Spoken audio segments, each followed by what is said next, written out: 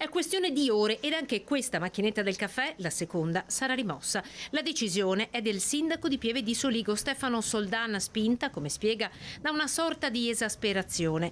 Pause dei dipendenti troppo lunghe e chiassose, così come riferito anche dagli utenti. Le ultime chiavette sono state ritirate oggi qui in biblioteca, la macchinetta non c'è più.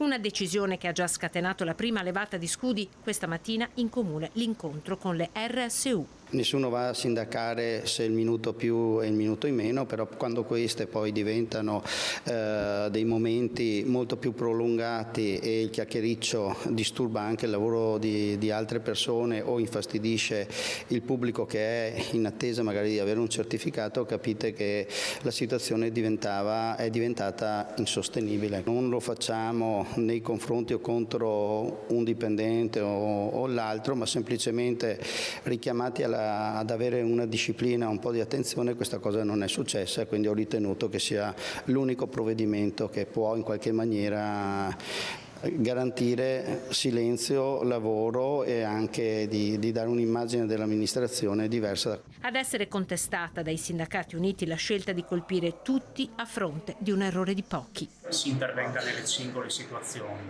In secondo luogo, i lavoratori di quel comune hanno sempre garantito gli straordinari, hanno sempre garantito i servizi ai cittadini e hanno diritto ad essere trattati con dignità e non ad una demagogia mediatica fatta in piazza, oltretutto subito dopo un incontro chiesto dalle organizzazioni sindacali per trovare tutte le soluzioni condivise. Dipendenti produttivi e reperibili, sbotta il sindacato. Dipendenti avvisati, ribatte il sindaco, per il quale l'unica apertura possibile sarà per i fruitori della biblioteca. Allora in questo caso la macchinetta potrebbe ritornare.